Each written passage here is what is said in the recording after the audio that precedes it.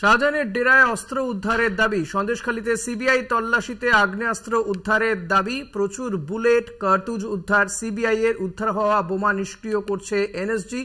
কেন্দ্রীয় বাহিনীকে সঙ্গে নিয়ে সিবিআই এর তল্লাশি।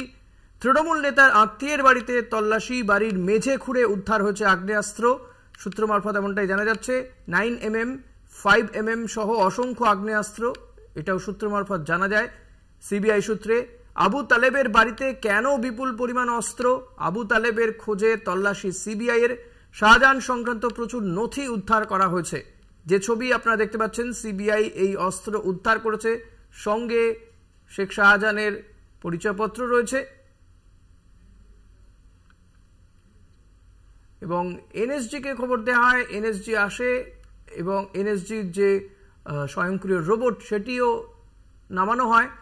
তারপর একটি সন্দেহজনক থলি উদ্ধার হয়, তাতে কিছু বিস্ফোরক পাওয়া গিয়েছে বলে জানা যাচ্ছে। তবে এই যে তল্লাশি, অস্ত্র উদ্ধার এবং এনএসজিকে নিয়ে সে তল্লাশি, এই নিয়ে তৃণমূল কংগ্রেসের তৃণমূল নেতা কুণাল ঘোষ তিনি ঠিক কি বলছেন শোনাবো। যে কোনো জায়গায় আমাদের শত্রুপক্ষ এত বড় বিভিন্ন ধরনের নাটক করতে পারে, তাহলে পুলিশের গোয়েন্দা নেটওয়ার্ক তারা তো আর অস্ত্রের রং দেখবে না। যারাই ঢুকিয়ে থাকুক এই পিস্তল, যারাই ঢুকিয়ে থাকুক কার্তুজ, তাহলে পুলিশের সেগুলো থামানো উচিত ছিল। সেই কারণেই আজকে প্রতিপক্ষ নাটকটা মঞ্চস্থ করার একটা সুযোগ পেয়ে গেল। আপনারা শুনলেন কুণাল ঘোষ, তিনি বলছেন এটা একটা নাটক এবং ভোটের আবহে যখন দ্বিতীয় দফার ভোট গ্রহণ চলছে সেই সময় এটা একেবারে পুরোটা স্ক্রিপ্টেড নাটক করা হচ্ছে। পুলিশকে আরো সতর্ক থাকার অনুরোধ করা হচ্ছে তৃণমূল কংগ্রেসের পক্ষ থেকে। প্রতিনিধি রিয়া মাঝি রয়েছেন আমার সঙ্গে। রিয়া, এই মুহূর্তে কি পরিস্থিতি? এনএসজি তারা কি যে বিস্ফোরক উদ্ধার হয়েছিল সেটা নিষ্ক্রিয় করেছে তারা?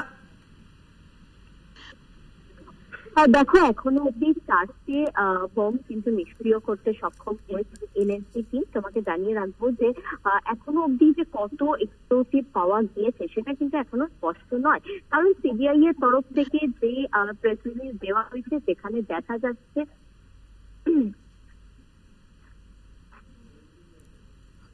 হ্যাঁ রিয়া, শোনা যাচ্ছে, বলো। শোনা যাচ্ছে? হ্যাঁ শোনা যাচ্ছে।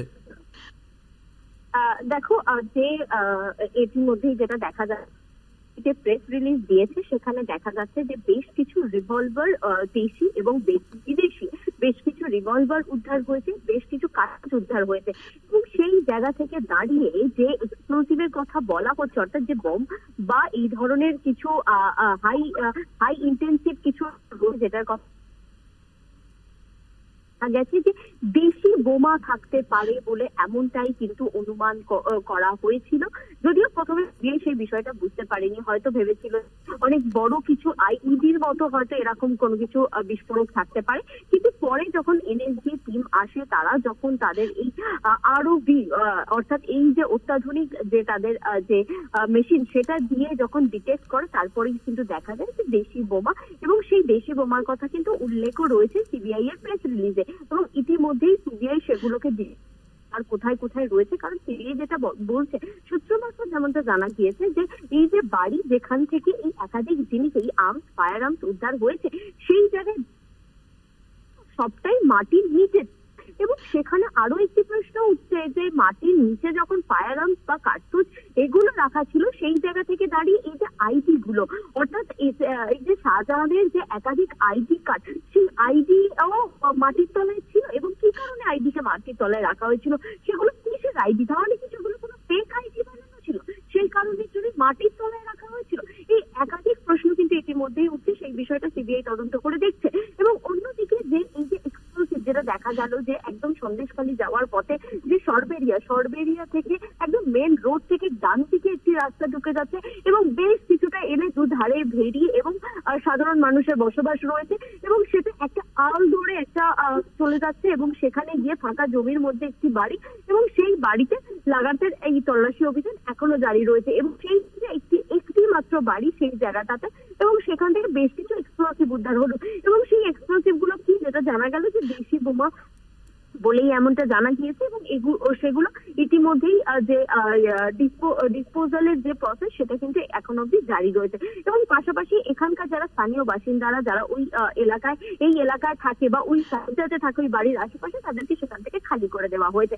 এবং ইতিমধ্যেই যেটা দেখা যাচ্ছে যে এনএসজি তারা নিজেদের অপারেশন চালাচ্ছে, এবং তারা যে ম্যাসিভ যে এনএসজি যে একটা টিম, তারা যখন বম্ব স্কোয়াড টক স্কোয়াড নিয়ে যখন মুভ করে, তাদের যে ম্যাসিভ যে টিম থাকে সেই টিম কিন্তু ইতিমধ্যেই এনএসজি তারা কিন্তু একের পর এক এই যে যাই বোমাই হোক না কেন সেটাকে যে ডিসপোজাল করার যে পদ্ধতি সেটা কিন্তু একই সঙ্গে জারি রেখেছে। এই মুহূর্তে এনএসজি টিম এবং সিবিআই তারা দুজনেই এই দুটো, একজন এনএসজি এবং অপরদিকে সিবিআই, তারা দুজনেই কিন্তু একই সঙ্গে তাদের যে বাড়িতে, এবং পাশাপাশি যে একদিকে এনএসজি এই যে এক্সপ্লোসিভ কিছু রয়েছে কিনা সেগুলো ডিটেক্ট করছে তাদের আরওভি অর্থাৎ এই অত্যাধুনিক রিমোট কন্ট্রোল মেশিন দিয়ে, এবং সেইগুলো সেই যে মেশিন দিয়ে ডিটেক্ট করছে, এবং সেগুলোকে ইতিমধ্যেই 4টে ডিসপোজাল করা হয়েছে, আরো রয়েছে বলে মনে হয়। এগুলোকে ডিটেক্ট করে করার কাজ জারি রয়েছে। অনেক ধন্যবাদ রিয়া। কথা বলছিলাম প্রতিনিধি রিয়া মাঝির সঙ্গে।